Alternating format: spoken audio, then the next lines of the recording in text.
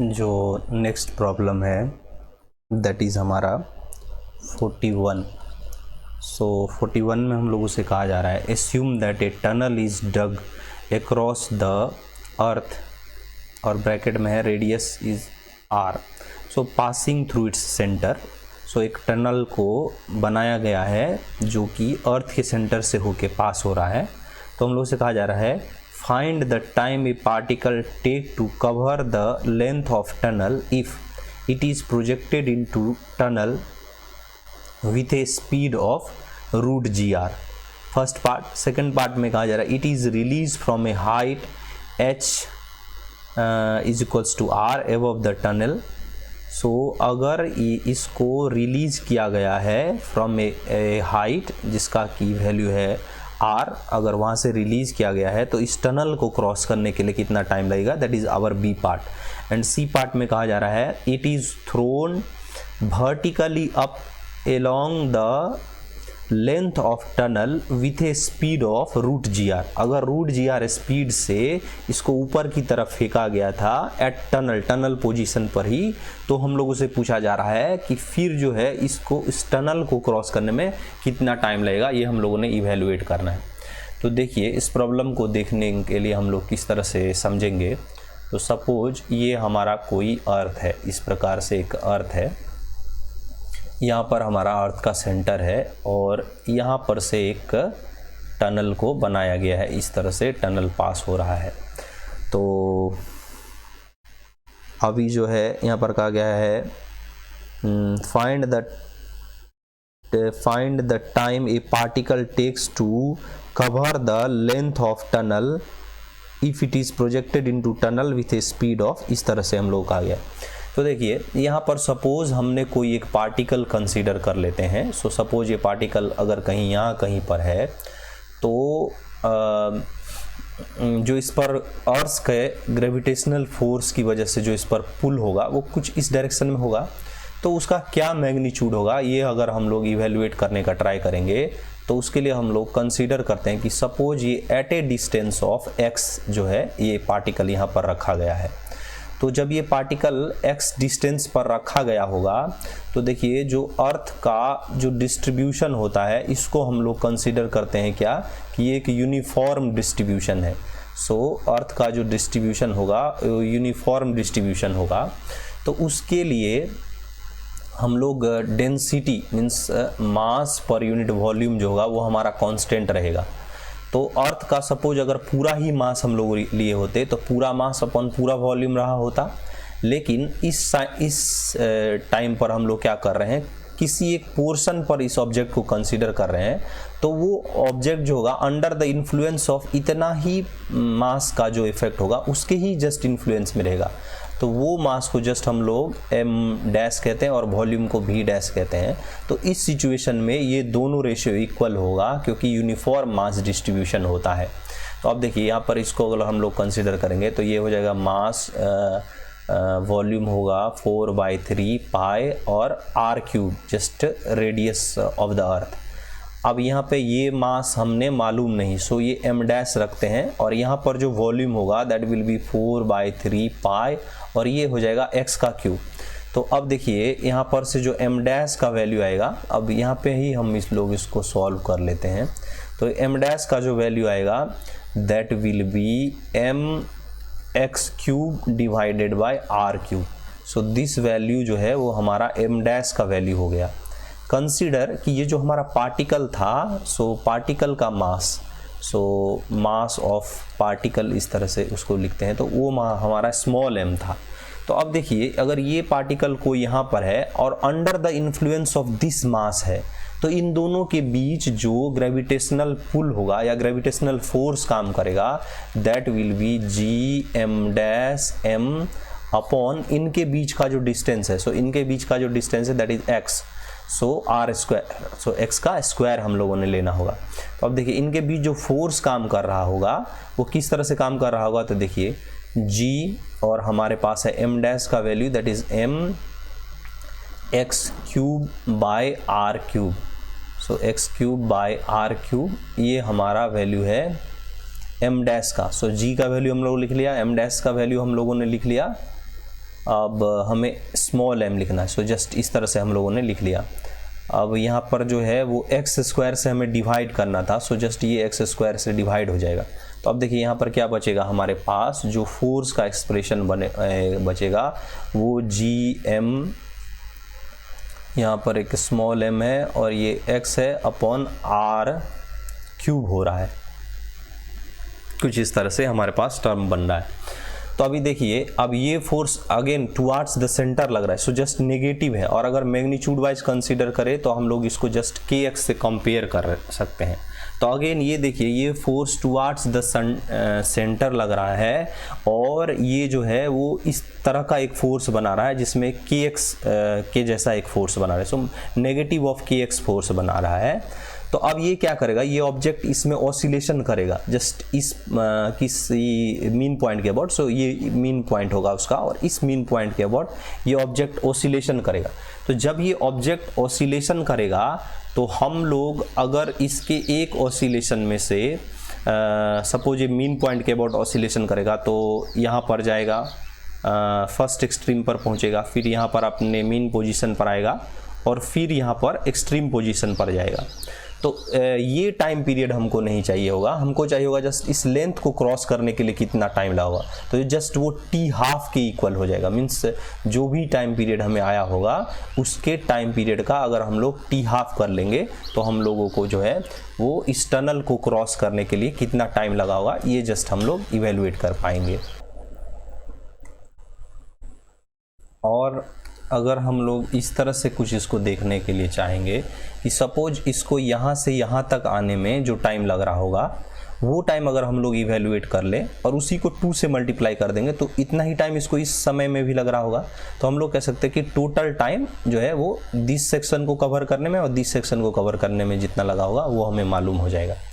तो अभी देखिए, अब यहाँ पर से जो ये हमारा फोर्स हो रहा है वो इस तरह से कुछ kx के इक्वल हो जा रहा है। सो अगर हम लोग यहाँ से k का वैल्यू इवेल्युएट करेंगे तो ये क्या हो जाएगा, gm अपॉन ये हो जाएगा r³, इसके इक्वल हो जाएगा। तो अब अगर हम टाइम पीरियड इसका पता करने का चाहेंगे तो ये क्या हो सकता है, 2π√m/k। m किसका लेंगे तो स्मॉल ब्लॉक, जो ब्लॉक ऑसिलेशन कर रहा होगा उसका मास लेंगे। सो m/k हो जाएगा। तो यहाँ पर क्या होगा, 2π√m/, सो m हमारा स्मॉल m है और k का जो वैल्यू है सो इसको हम लोग कुछ इस तरह से लिखते हैं। सो यहाँ पर हो जाएगा हमारा r³ अपॉन में gm इंटू स्मॉल m। तो अब देखिए ये स्मॉल m और ये स्मॉल m हमारा कैंसिल हो जा रहा है। तो यहाँ पर जो टाइम पीरियड का वैल्यू आ रहा है दैट इज़ 2π√, ये हो रहा है r³ divided by g into m।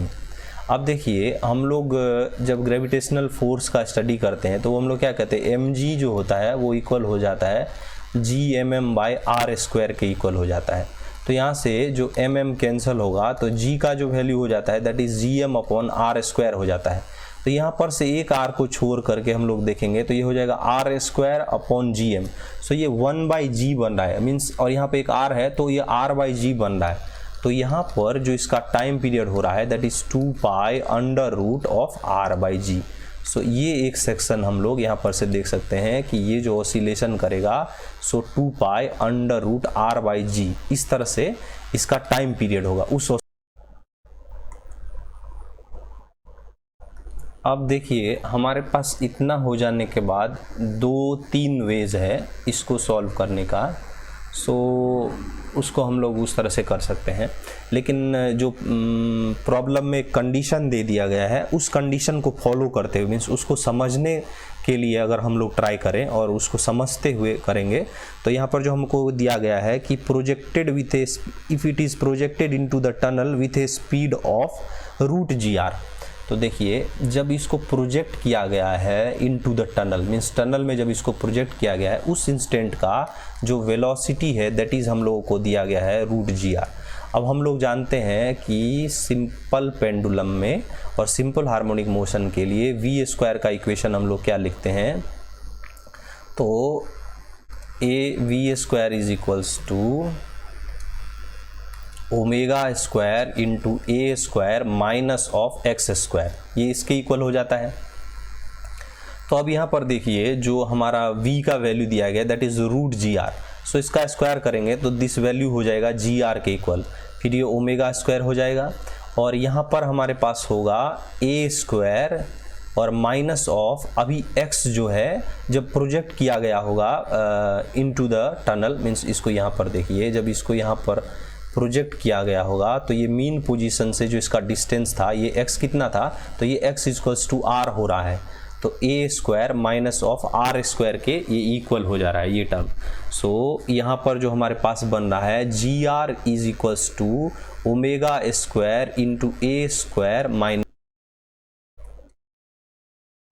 तो यहाँ जो है वो जब हम लोग इस टर्म को सॉल्व करेंगे तो हम लोगों को जो है वो ए स्क्वायर में और आर में एक रिलेशन मिल जाएगा। सो ए स्क्वायर और आर में एक रिलेशन मिल जाएगा, वो किस तरह से, तो यहाँ पर देखिए अब यहाँ पर से हम लोग ओमेगा स्क्वायर का भी वैल्यू समझ सकते हैं यहाँ से, क्यों, क्योंकि हम लोग को सारे टर्म को अभी क्या करना है, ए को in terms of R evaluate करना, मीन्स इसका जो एम्पलीट्यूड है इन टर्म्स ऑफ रेडियस में लाना है, रेडियस ऑफ द अर्थ लाना है। सो यहाँ पे हम लोग जानते हैं कि जो ओमेगा स्क्वायर है उसका वैल्यू हो जाएगा जी अपॉन आर, यहाँ से वो हम लोग कह सकते हैं ना 2 पाई बाई ओमेगा होता है, तो जी आर जो हो जाएगा वो हमारा हो जाएगा जी अपॉन ये ओमेगा का वैल्यू हो जाएगा 2 पाई, सो जी अपॉन आर ओमेगा स्क्वायर का वैल्यू हो जाएगा। और यहाँ पर हमारे पास होगा एक टर्म मल्टीप्लिकेशन के लिए ए स्क्वायर माइनस ऑफ अगेन यहाँ पर देखिए जी अपॉन आर था और यहाँ पर एक आर स्क्वायर, से ये टर्म बन जाएगा जी आर।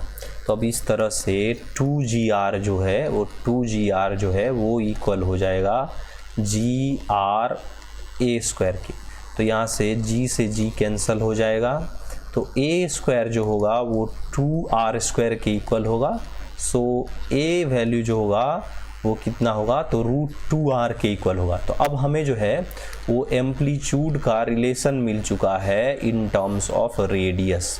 सो अब देखिए अगर हम लोग इसका एम्पलीट्यूड का कंडीशन हमें मिल चुका है, ओमेगा का वैल्यू हमें पता है, ये हमारा ओमेगा का वैल्यू है, तो अगर कोई ऑब्जेक्ट एसएचएम कर रहा है तो उसका इक्वेशन हम लोग एसएचएम का इक्वेशन किस तरह से लिख सकते हैं, तो xt is equals to a sine omega T.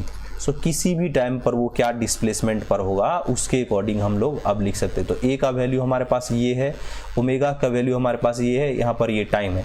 अब सपोज इस प्रॉब्लम में जब हमें दिया गया है कि वो टनल में जब प्रोजेक्ट होता है, तो टनल में जब वो प्रोजेक्ट होता है तो वो कितना पोजीशन पर रहता है, तो देखिए आर, तो जब वो आर पोजीशन पर रहता है और सपोज वो आर यहाँ पर से यहाँ तक जब वो आएगा तो इतना सा जब वो डिस्टेंस कवर करेगा, तो वो डिस्टेंस कितना टाइम के लिए कवर करेगा वो अगर हम लोग इवेल्युएट करेंगे तो यहाँ पर देखिए ये r इज इक्वल्स टू क्या हो जाएगा, a का वैल्यू हो जाएगा √2 इंटू आर और साइन यहाँ पर हमें ओमेगा का वैल्यू पता है g अपॉन आर है तो इंटू टी। तो यहाँ पर से इस डिस्टेंस को कवर करने के लिए कितना टाइम लगेगा ये हम लोग इवेल्युएट कर सकते हैं। तो यहाँ पर देखिए ये जो √2 है वो इधर आएगा तो 1/√2 और ये टर्म हमारा बन जा रहा है sine g r into t. So यहाँ पर हम लोग क्या कह सकते हैं, जी आर इंटू टी जो हो रहा है वो किसके इक्वल हो रहा है, तो देखिए π/4 के इक्वल हो जा रहा है ना, क्योंकि ये साइन 45 बन जाएगा तो π/4 के इक्वल हो जाएगा। सो हमारा जो t का वैल्यू आएगा, दैट इज t का जो वैल्यू आएगा that is πr upon 4g हो जाएगा। सो t का जो वैल्यू आएगा that is πr upon 4g। So this value हम लोगों ने इवेल्युएट कर लिए हैं कि जब वो r डिस्टेंस को कवर करेगा तो उसके लिए कितना टाइम लगेगा, तो πr अपॉन, एक्चुअली यहाँ पर एक छोटा सा मिस्टेक हो रहा है, यहाँ हमें ओमेगा का वैल्यू लेना है। सो हम लोगों ने ओमेगा स्क्वायर का वैल्यू ले लिया था। सो दिस वैल्यू जो है वो √gr होगा। सो ये वाला वैल्यू भी हमारे पास, इसको हम लोग अच्छे से लिख लेते हैं। सो ये वाला जो वैल्यू बनेगा दैट इज़ हमारे पास t का वैल्यू जो आएगा π/4 into √r/g। So this value हम लोगों को पता चला है कितना, तो t। अब इसी का 2t जब हो जाएगा मीन्स अभी देखिए ये टनल से यहाँ तक का डिस्टेंस कवर किया है, लेकिन इसको इतना सा डिस्टेंस कवर करना मीन्स आर और भी कवर करना है, तो वो कितना का इक्वल होगा, तो इसके लिए अगर टी लगा होगा तो टोटल के लिए 2t लगेगा। सो 2t का वैल्यू जो हो जाएगा, सो इसी को जस्ट 2 से मल्टीप्लाई करेंगे और ये वैल्यू हमारा जाएगा r/g। सो ये वैल्यू जो हो जाएगा दैट इज़ 2। सो जो टाइम लगेगा, time will be equals to π/2 into √rg। So इस तरह से हमारा प्रॉब्लम 41 का जो है वो ए हो रहा है। जो 41 का बी पार्ट है, इसमें हम लोगों से कहा जा रहा है if it is released, so if it is released, it is release from a height r above the tunnel. So इस प्रॉब्लम में अब क्या है कि हमारे पास जो अर्थ था और उसमें हम लोगों ने जो यहाँ पर एक टनल बना रखा था, सो ये हमारा कोई टनल था, तो इस लोकेशन पर हमने एक टनल बनाया था जो सेंटर से होकर के पास हो रहा था। तो अब हमसे कहा जा रहा है कि इस बॉल को अगर किसी हाइट r से अगर रिलीज़ किया गया है तो अब हमें इसका टाइम पीरियड इवैल्यूएट करना है। तो देखिए, इस प्रॉब्लम को करने के लिए हमने सपोज इस पॉइंट को कहा कोई ए पॉइंट, और कंसीडर करते हैं कि यहाँ जो हमारा एक पॉइंट है वो बी पॉइंट है। तो अगर इस बॉल को यहाँ पर से रिलीज़ किया गया है, तो जब ये बॉल यहाँ पर पहुँच रहा होगा तो उस टाइम इसका कुछ वेलोसिटी होगा, वी वेलोसिटी। तो उस वी वेलोसिटी को हम लोग इवेल्युएट करते हैं, और इससे ए मीन्स इसका जो प्रीवियस पार्ट था, मीन्स ए पार्ट जो था, वहाँ पर हम लोगों ने वेलोसिटी इक्वेशन को यूज़ करते हुए हमने सॉल्व किया था। तो फिर हमने इसका टाइम पीरियड इवेल्युएट किया, मीन्स उसको किस तरह से किया था। So V square is equals to omega square into A square minus of X square. ठीक है, फिर अब यहाँ पर हमने x का डिफरेंट वैल्यू रख करके हमने v को यहाँ पर रख करके फिर ओमेगा का वैल्यू इवेल्युएट किया था। फिर हमको एम्पलीट्यूड प्रीवियस पार्ट से मालूम था, तो उसके लिए हम xt का एक एक्सप्रेशन लिखते थे a sin ओमेगा t, और इस तरह से means xt equal to a sin omega t, तो फिर वहाँ से इवेल्युएट करते थे। तो सिमिलरली हम लोग यहाँ पर क्या करेंगे, b पोजीशन पर जो भी वेलोसिटी आएगा उसको हम लोग इवेल्युएट करेंगे, और फिर देखेंगे कि अगर कुछ डिफरेंट वेलोसिटी आएगा तो अगेन हम लोग को इसके अकॉर्डिंग सॉल्व करना होगा। और फिर अगर कुछ ऐसा ना हो, मीन्स सेम ही वेलोसिटी टाइप का कुछ आ जाए जैसे कि प्रीवियस पार्ट ए पार्ट में था, तो हम लोग को नीड नहीं होगा इसको सॉल्व करने का। तो चलिए हम लोग इसको पहले देखते हैं, यहाँ का वेलोसिटी इवेल्युएट करते हैं। तो उसके लिए हम लोग अगर यहाँ पर देखें कि इस ऑब्जेक्ट के पास यहाँ पर जितना भी एनर्जी है, means sum of potential energy plus the kinetic energy, so इस दो एनर्जी का जो समेशन है वो इक्वल होगा यहाँ पर जो कुछ भी एनर्जी इसके पास बन रहा होगा। अगर इसके पास ओनली काइनेटिक एनर्जी होगा तो वो उसके इक्वल होगा, और अगर इसके पास काइनेटिक एनर्जी भी हो और पोटेंशियल एनर्जी भी हो तो वो इक्वल होगा एग्जैक्टली यहाँ पर क्या पोटेंशियल एनर्जी है उसके इक्वल होगा। तो देखिए, इस चीज़ को हम लोग थोड़ा सा अच्छे से केयर करेंगे, क्योंकि ये वर्क एनर्जी थ्योरम का एक कॉन्सेप्ट है, तो ये हमें बार बार किसी और भी प्रॉब्लम में हेल्प कर सकता है, तो हम इसको थोड़ा अच्छे से सीखेंगे। तो देखिए, हम लोग वर्क एनर्जी पार्ट में क्या देखते थे, या फिर हम लोग इस तरह से इसको अगर कहें कि final potential energy minus of initial potential energy, अगर ये हमने इवेल्युएट करना है और यहाँ पर कोई कंजर्वेटिव फोर्स हो तो ये इक्वल हो जाता था negative of work done by the internal forces. So अगर यहाँ पर कोई कंजर्वेटिव फोर्स होता था तो potential energy final minus potential energy initial जो होता था वो एग्जैक्टली इक्वल हो जाता था negative of work done by the internal. और फिर हमें जब किसी एक पर्टिकुलर लोकेशन के लिए जब भी कभी पोटेंशियल, ये तो डिफरेंस ऑफ पोटेंशियल एनर्जी होता था। अभी सपोज यहाँ पर जो हमारा सेपरेशन हो रहा है वो 2r का सेपरेशन हो रहा है, तो अगर उसके लिए हमें पोटेंशियल एनर्जी का नीड होगा तो ये क्या हो जाएगा, negative of GMM divided by separation. So यहाँ पर जो सेपरेशन है दैट इज 2r। सो हमको पहला पार्ट का जो है वो टोटल एनर्जी का वैल्यू इवैल्यूएट हो चुका है। सिमिलरली जब वो बी पोजीशन पर पहुंचा होगा तो उस सिचुएशन पर जो इसका पोटेंशियल एनर्जी रहा होगा that will be negative of minus of GMM/R। सो ये सेकेंड लोकेशन का और सेकेंड पोजीशन का जो है वो हम लोग को पोटेंशियल एनर्जी पता चल रहा है। तो अभी देखिए, अब हम लोग यहाँ पर क्या कहेंगे कि जब ये फर्स्ट पोजीशन पर था तो इसके पास जो टोटल एनर्जी था दैट इज इतना सा ही था और तो कुछ नहीं था, क्योंकि इसमें सिर्फ पोटेंशियल एनर्जी था। पर जब वो सेकेंड पोजीशन पर आ रहा होगा, इस माइनस को हम लोग यहाँ पर लिख लेते हैं। सो जब वो बी पोजीशन पर आ रहा होगा तो इसके पास जो पोटेंशियल एनर्जी होगा that is -GMM/R plus half m और कुछ वेलोसिटी इसका सपोज v² उस लोकेशन पे रहा होगा, तब उस टाइम का वेलोसिटी हमने इवेल्युएट करना है।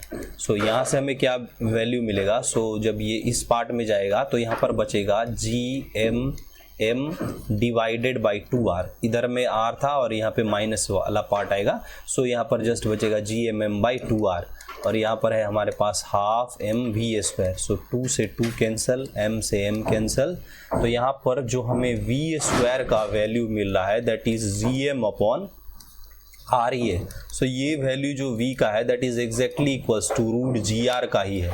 तो इस तरह से हम लोग यहाँ पर क्या देख रहे हैं कि जो पार्ट ए में वेलोसिटी आया था वही पार्ट बी में भी वेलोसिटी आ रहा है। So answer of part A and part B जो होगा सो सेम हो जाएगा। पार्ट ए का जो आंसर हो रहा होगा वही पार्ट बी का भी आंसर होगा। Means time period for part a equals to होगा time period of part b. Part के लिए टाइम भी जो है वो सेम ही लगेगा।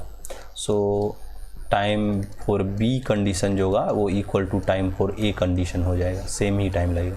अब देखिए सिमिलरली सी पार्ट में हम लोग से कहा जा रहा है it is thrown vertically upward along the length of the tunnel with a speed of √GR। तो देखिए यहाँ पर अगेन हम लोग को एक समझने का चीज़ है, जब भाई कभी हम लोग कोई पार्टिकल को इस तरह से प्रोजेक्ट करते हैं तो सपोज यहाँ पे अगर v वेलोसिटी से प्रोजेक्ट किया तो मैक्सिमम हाइट पर पहुँच करके इसका जो है वो वेलोसिटी 0 हो जाता है और वहाँ पर सिर्फ और सिर्फ पोटेंशियल एनर्जी इसके पास होता है, काइनेटिक एनर्जी जो होता है वो 0 हो जाता है।